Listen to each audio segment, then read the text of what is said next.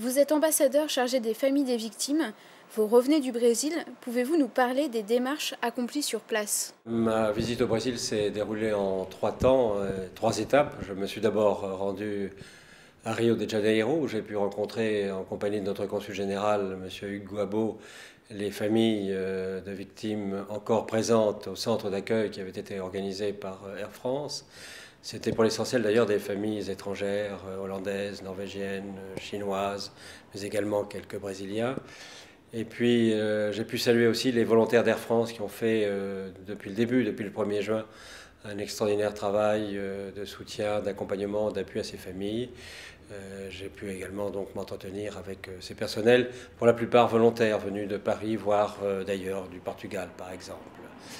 La deuxième étape m'a conduit à Recife. Elle était importante parce que c'est là que se déroulent actuellement les procédures d'identification des victimes qui ont été recueillies en mer. Donc j'ai pu m'entretenir avec le directeur de l'Institut médico-légal, avec les représentants de la police fédérale et de la police scientifique qui sont sur place, mais aussi avec les équipes françaises. Nous avons actuellement 4 médecins légistes ou spécialistes de l'identification français qui travaillent avec leurs collègues brésiliens au sein de l'Institut médico-légal et qui participent également à ce qu'on appelle la commission de conciliation qui permet, par la comparaison entre les données ante-mortem et les données post-mortem, d'identifier avec certitude les victimes qui ont été recueillies en mer.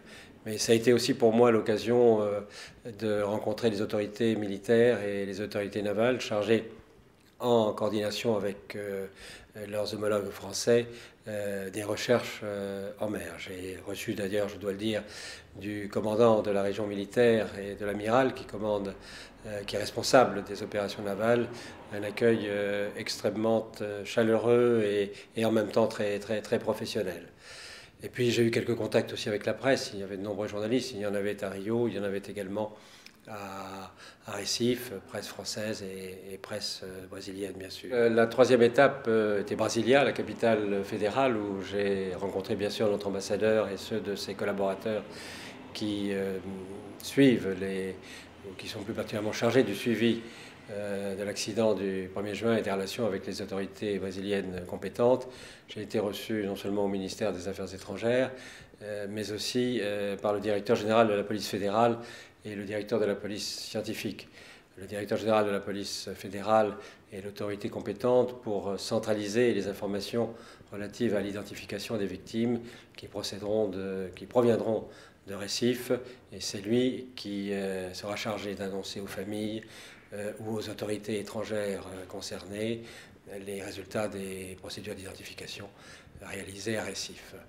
J'avais un certain nombre de choses à lui demander et je dois dire que j'ai reçu l'accueil que j'attendais et les réponses que j'attendais également. Donc nous avons pris l'initiative d'adresser une lettre d'information destinée aux familles qui leur a été adressée pour la première fois hier, et nous continuerons de les informer au fur et à mesure que nous aurons des informations de nature à les intéresser. C'est un autre moyen de maintenir un contact direct avec ces familles très éprouvées.